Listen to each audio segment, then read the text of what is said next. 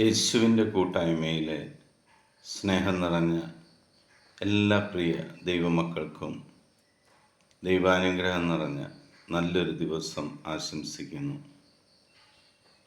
ഇന്ന് നമ്മൾ ശ്രവിക്കുന്ന തിരുവചന ഭാഗം സുഭാഷിതങ്ങളുടെ പുസ്തകം 29-ാം അധ്യായം 1-ാം തിരുവചനം.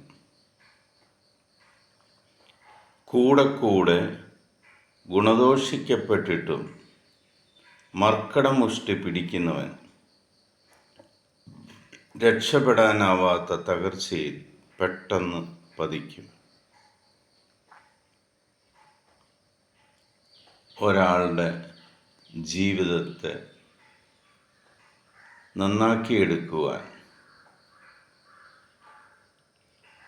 മുതിർന്നവർ ഗുണദോഷിക്കുമ്പോൾ അത് ശ്രദ്ധിക്കാതെ, അതിന് വില കൊടുക്കാതെ, സ്വന്തം ശക്തിയിൽ ആശ്രയിച്ചുകൊണ്ട്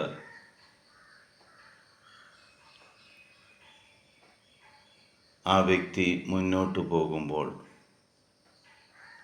അവന് നാശമായിരിക്കും ഉണ്ടാവുക.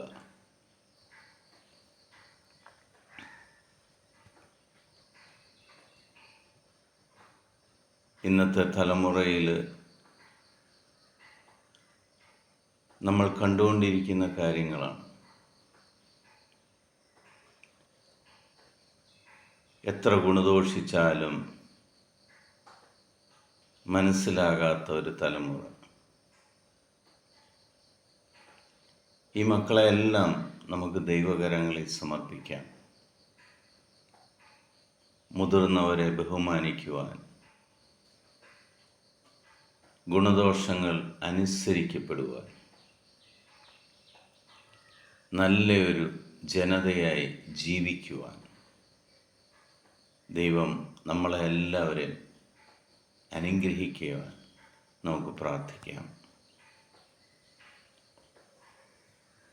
തിന്മയുടെ പിടിയിൽ നിന്നും അകന്ന് നന്മ മാർഗത്തിൽ ചരിക്കുവാൻ ദൈവം നമ്മളോടൊപ്പം ഉണ്ടാകുവാൻ വേണ്ടി പ്രാർത്ഥിക്കാം.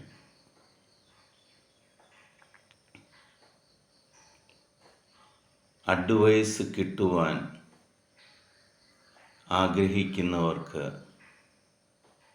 നല്ല ഗുണദോഷങ്ങൾ ലഭിക്കത്തക്കവണ്ണം ദൈവം ജ്ഞാനമുള്ളവരെ അവരുടെ അടുക്കിലേക്ക് അയക്കട്ടെ എന്ന് പ്രാർത്ഥിക്കാം.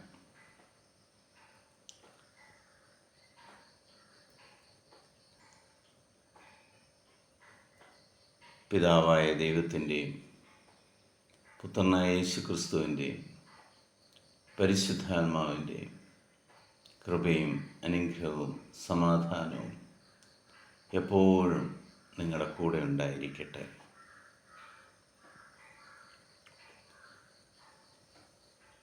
നമ്മളെക്കാട്ടിൽ പ്രായമുള്ളവർ, മുതിർന്നവർ നമ്മുടെ നന്മയ്ക്ക് വേണ്ടി നമ്മളോട് അഡ്വൈസ് ചെയ്യുമ്പോൾ അത് സ്വീകരിക്കുവാൻ, നല്ല മാർഗത്തിൽ ചരിക്കുവാൻ ഉള്ള കഴിവ്, കേൾക്കുവാനുള്ള കഴിവ് ദൈവം നമുക്ക് തന്നതിന് നന്ദി പറയാം. ലോകസമാധാനത്തിനായി നന്ദി പറയാം. മക്കളെല്ലാവരും അനുഗ്രഹിക്കപ്പെട്ടതിന് നന്ദി പറയാം. ഇന്നത്തെ ദിവസം ദൈവാനുഗ്രഹം നിറഞ്ഞതായി മാറിയതിന് നന്ദി പറയാം.